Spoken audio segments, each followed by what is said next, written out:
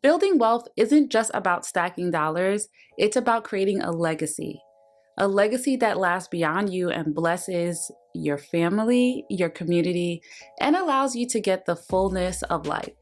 I recently read a book about wealth principles called Thou Shalt Prosper by Rabbi Daniel Lapin. This was introduced to me by a friend, and I was like, you know what? I could use a refresher, some learning, some insight on wealth principles at this stage of my life where I'm thinking about, what my next move is and what I want to do. So I figured if I could use it, someone out there could use it as well. So let's talk about wealth building principles and how they can transform not just your bank account, but your life and the impact you leave behind. So let's get into it. The first principle is earning is serving. First, don't be ashamed of earning. Right? We don't have to be ashamed of wanting to have wealth and wanting to grow. True success comes from serving, and money is just evidence of the value that you have provided. So when you solve problems, meet needs, or create value, earning is the natural result of that, right? It's not selfish, it's service. And when you view work as service, it's easier to stay motivated and build something that lasts. If you're an employee, you should think about your employer as your customer, right? And if you are if you have a business, obviously you have customers. So those are the people who you're going to think about serving first, right? The second principle is education alone isn't enough. School teaches us facts, but it doesn't teach us how to build wealth. Obviously, we've heard that time and time again, especially in recent years. You need a business mindset, an entrepreneurial way of thinking that focuses on solving problems. Whether you run a business or you work in one, your mindset should be, how can I serve better? That's how you build a name for yourself through your work, right? Again, if you work for a job, your employer is your customer. If you own a business, you have customers, right? Your strategy should begin with, how can I best serve my customer? The third principle is integrity creates longevity. Here's the truth. A good name is more desirable than great riches. And many people can tell you that. Ask, Sean Combs. Sean Combs. Or Puffy or Diddy, whatever you want to call him. Success built without integrity crumbles. Do work that is honest, legal, and moral. Something you'd be proud to tell your kids about. If you slip up, that's okay. We're all human. It happens. Own it, correct it, and move forward. Building wealth without integrity leads to emptiness. And you can tell by all of the millionaires and billionaires and successful people that have, decided to take their lives because they felt empty. They were not enjoying life, even though they had all of the riches, right? But an honest reputation creates a lasting legacy. So think about that when you're thinking about what to pursue next, what to add to your wealth building journey. 4, surround yourself with community, right? Nobody builds wealth alone. Regularly connect with people in your community, networking groups, faith communities, or professional circles, but don't just show up to get something, right? You really want to serve, you want to connect, you want to build genuine relationships. This is something that took me a long time to learn, because when you're young, you kind of think like you don't really need, everybody. You can do things on your own. You're the best that ever did it, right? But I learned over time that these connections will sustain you through the ups and downs. You will find help and support when you need it if you build that community when it counts. And again, it takes time. Number 5 is to read and keep growing. That is something that I also learned and I wish that I did more of earlier. Reading for self-development.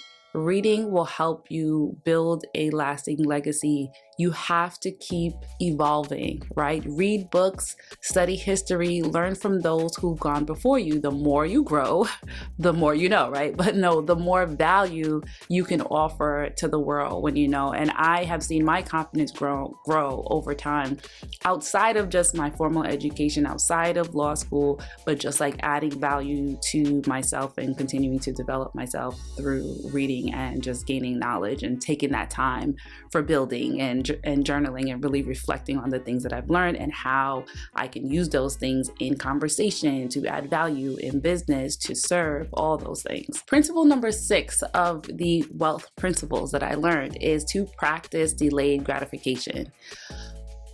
I know you're not gonna like it. I know you don't like it already. Wealth and legacy take time, right?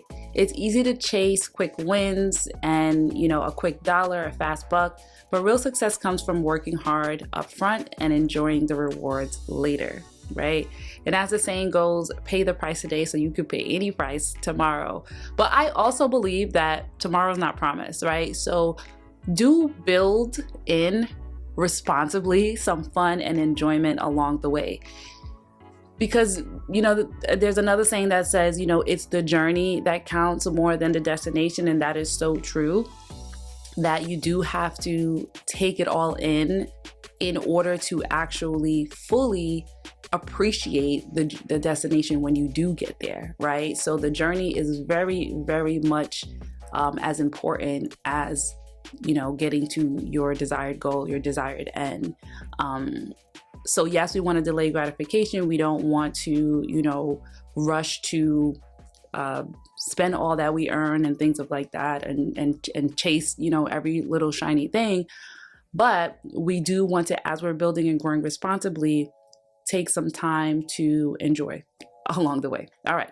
Principle number 7 is build genuine relationships. So I talked about having a community and not going just to get something, but genuine relationships as in partnering with people, as in collaborating and being able to help each other grow, give each other feedback and things like that. 1 can conquer 1,000, the scripture says, but 2 can conquer 10,000. So you will go farther together, right? Your legacy isn't just the money you leave behind, but it's the lives that you touch.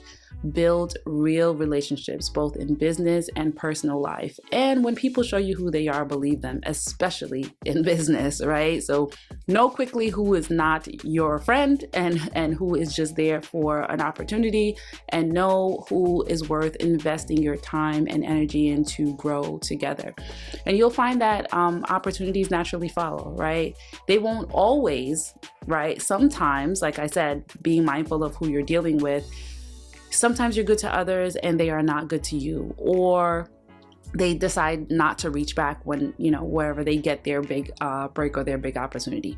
But your reaping doesn't always come from the same place where you have sown, but it will come. So know that even if that person doesn't do right by you, someone else will. So keep your integrity and keep your good morals and your good intentions. So the 8th principle is done is better than perfect. And I know you've probably heard this before, but perfectionism kills progress. Whether you're launching a business or writing a book or starting a project, just get it out there, get it done, right? And there are different iterations of things. Like you see books have, a new edition and things of that nature. You can always have a new and improved product or deliverable, right? But getting it out is the most important part. And that way you're able to see and tweak and improve what it is that you have done. Just like apps and anything else that you see out there, there's always a new and improved version. Ethical capitalism, right, means doing your best, improving as you go, and holding yourself accountable. Principle number 9 is to provide for yourself, then give generously. You can't help others if you're struggling to survive, right? You need to take care of your needs, but once you're stable, you can start taking care of others and helping others. And you can find ways to take care of others that doesn't require you slowing yourself down. Like for instance, if you are building your career, maybe you cannot take care of others financially, but you could give advice, you can give time, you can volunteer. So figure out how it is that you can put your own mask on, run your race, climb your mountain, right? And at the same time, what are some things that you can do to help others without slowing yourself down, right? Without really crippling yourself along the way. So whether it's money, time, mentorship, or generosity, this all strengthens the bonds of your community and solidifies your legacy, your impact on those who you are coming encounter with, right? Principle number 10, give without fear. Give and it will be given unto you. Giving isn't just charity, right? It's an investment in your future, in relationships, and in community, right? When you pay fairly, you pay a fair price, or you donate generously, and you basically share your success. You play a meaningful part of the circulation of wealth and provision for yourself and others. So your generosity creates abundance, and then it becomes a circle that then circles back to you and yours. Principle number 11 is to embrace change and stay grounded. Success requires adaptability. The world changes, industries shift, and opportunities evolve. So you have to stay rooted in your core values, but don't resist change. Embrace it wisely. Why?